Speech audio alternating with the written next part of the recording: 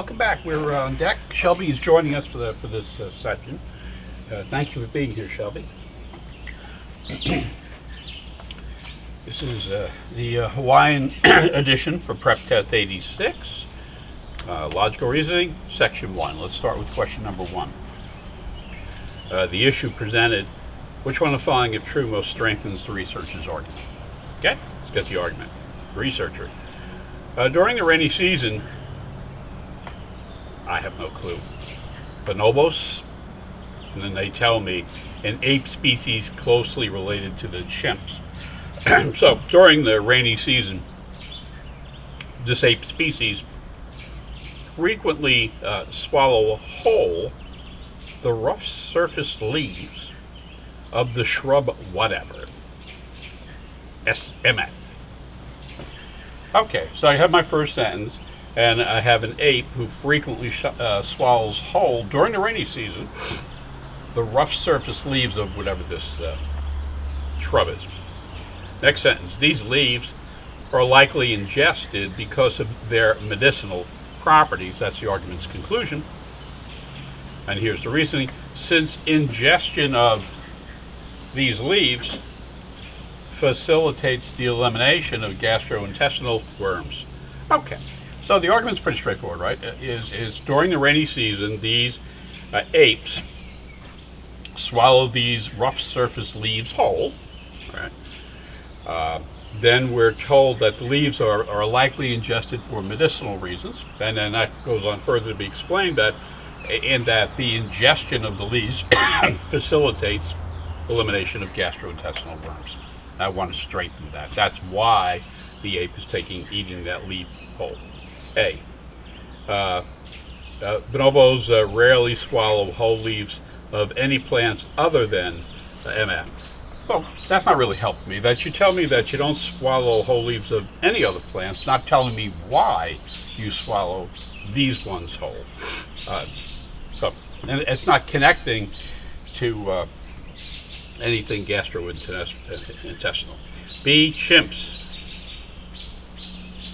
And remember, we're not really talking about chimps, but chimps have been observed to swallow the rough surface leaves whole during the rainy season. Okay, well, that creates a connection, but it's not direct. But it's, okay. I suppose you could say that strengthens it because it's closely related to, right? And it is saying that they do it, but we're talking about the intestinal system of not the chimps, but of the bonobos. So if they had nothing else, I would pick B. C. Of the rough-leaved plants available to bonobos, MF shrubs are the most common. That doesn't explain why what does that got to do with gastrointestinal? D. The leaves of the MF are easier to swallow whole when they're wet. Again, that's not helping me.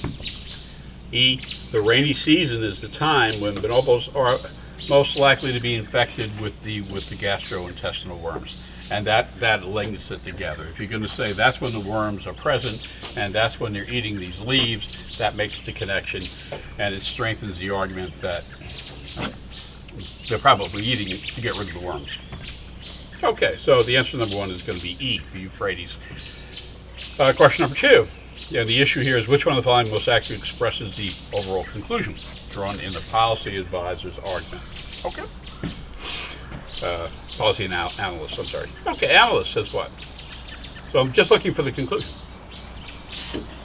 Those concerned with safeguarding public health by reducing the risk of traffic fatalities typically focus their efforts on automobile safety measures, such as increasing seatbelt use, reducing distracted driving, and improving automobile technology. Got it. That's those concerned with safeguarding public health usually go there with respect to traffic fatalities. But what would contribute the most to safeguarding public health is a reduction in total miles traveled on our roads. So I want to know why. Why are you saying that? So when I say why are you saying that, it strikes me that I probably have just read the conclusion, because this comes out, it says, so you tell me what they do focus on, then you come out and you say, But what would contribute the most to safeguarding public health is a reduction in the total miles traveled on our roads. So now you have to tell me why you're saying that. And the next sentence is, the fact is that traveling by car is itself a major risk factor. Well, that's the reasoning. Insofar that driving itself is a major risk factor, then it does make sense that we would be contributing the most to safeguarding public health by reducing the total miles that are traveled. So I'm done. The argument's conclusion is that second sentence, and I'm just looking for it.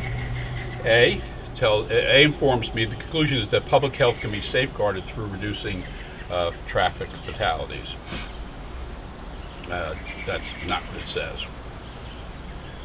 B, those concerned with safeguarding public health should focus their efforts on reducing traffic fatalities. Nope. C, increasing seatbelt use, reducing distracted driving, and improving automobile technology all safeguard public health. Well, that's not the conclusion. D, a reduction in total miles traveled would contribute more to safeguarding public health than would any automotive safety measure. And that is the conclusion. Again, the first sentence is just there to say, here's what you have focused on. We need to discuss this further. Then you say, and really here's what we should be doing. And that's the conclusion. And then you finish it up by saying, and here's why we should be doing it, which is the final sentence. And that's choice E. Traveling by car is itself a major risk for traffic fatalities. And that is not the argument's conclusion. That is the explanation for the argument's conclusion as to why a reduction of miles traveled makes more sense than, say, seatbelts. So the answer to question number 2 is that G for Drusus. Question number 3, which one of the following is true most seriously weakens the argument? Okay, not much to read here. The letter to the editor. The arts section of this newspaper shows a lamentable bias towards movies and against local theatrical production. So, okay, I have the first position. You're looking at a newspaper, and you're telling me that the arts section has a bias towards movies and against local theatrical productions. Now, tell me why. Over this last year alone, the newspaper has published over 5 times as many reviews as reviews of live plays. I'm sorry, it's published over 5 times as many movie reviews as reviews of live plays. I've seen it before. I mean, they've tested this before. You can't say that that's showing a lamentable bias unless you establish that the relationship between movies that are actually, available for review and plays, how many are there of each, right? Because if there are way more movies than there are plays, maybe there are 10 times more movies than plays, then a 5-to-1 ratio would not represent any kind of a bias. So that's, again, I don't know the words, but that's the answer. A, some newspapers do not publish any reviews of live plays. That doesn't help me. B, the number of movies released last year was significantly greater than the number of live plays performed locally. I'm going to keep reading because it's not as precise as I would like it to be, right? But certainly you weaken the argument by pointing out that the number of movies is significantly greater than the number of plays. So let me keep reading up. The newspaper has 5 movie critics, but only 1 theater critic. That may be because they're biased. The newspaper does not have the space in the arts section to publish a review of every movie that is released or every play that is locally performed. That still doesn't explain the 5-to-1 differential. And E, the newspaper published more reviews of live plays in last year than it did 2 years ago. So you're not telling me what they did 2 years ago on movies, and this was really about a present bias. So the answer to 3 is B for Brutus. 4. Which of the following would most accurately express the overall conclusion? Again, there can only be one. This is like, question number 2 all over again. Okay. This is from an archaeologist. Our university's museum possesses several ancient artifacts whose ownership is in dispute. Okay, got that. Although the museum has documentation showing that the items were obtained legally, there is an overriding principle that any important ancient artifact belongs by right to the nation on whose territory it was discovered. Okay, so now you're giving me a principle that, notwithstanding that we have it, this principle tells me that its place of origin is where it belongs. How does this end up? Given that an institution is obligated to honor those rights, our museum should return the artifacts. So the whole thing here is about returning the artifacts. I mean, the conclusion is you give them back, will you? So the conclusion is return the artifacts. That's it. A, the University Museum should return the ancient artifacts in dispute. Why would you read B, C, D, and E? So A's the answer. We'll do it. Don't do it on the test. B, any important ancient artifact belongs by right to the nation on whose territory it was discovered. That's a fact. Used in support of the conclusion.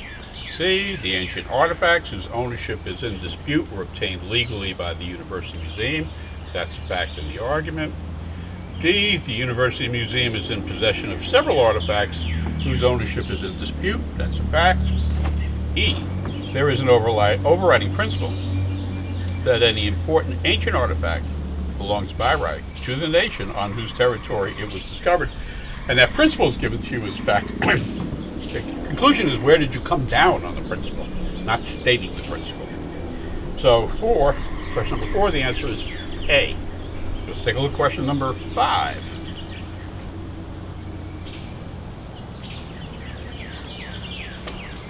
Shelby is transfixed.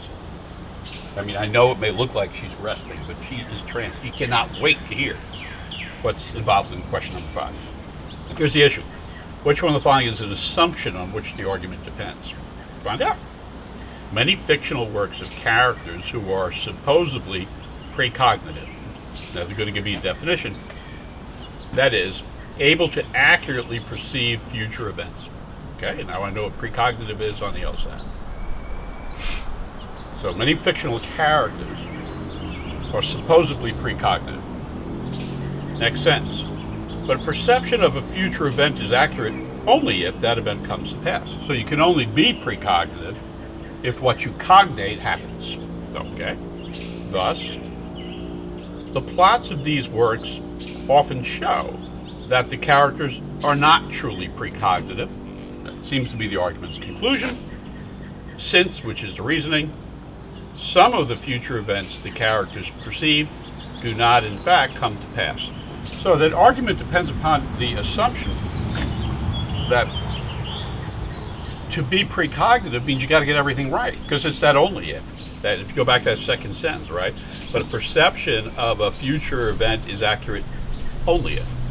And and then we go on to say that they're not always accurate. Well, if they're not always accurate, then they're not truly precognitive. Because to be truly precognitive, you'd have to get them all right. A, the character is truly precognitive only if all of that character's perception of future events are accurate.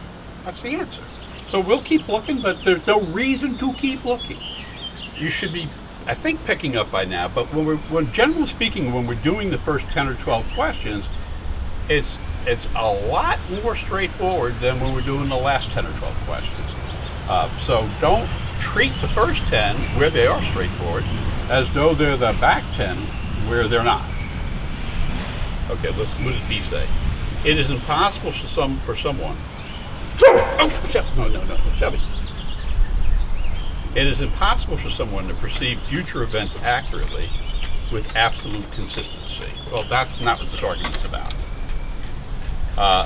The plots of fictional works that portray characters precognitive often do not specify whether the future events those characters perceive come to pass. Again, you've got the answer. It's A. When fictional works portray characters as precognitive, those characters' perceptions of future events are generally central to the plots. Why do they have to be central to the plots? E. No work of fiction has portrayed a truly precognitive character. Well, no, that's not an assumption required for this argument. This argument is that in many fictional works, not in all fictional works. So the answer to question number 5 is A for Augustus, and let's hold it there.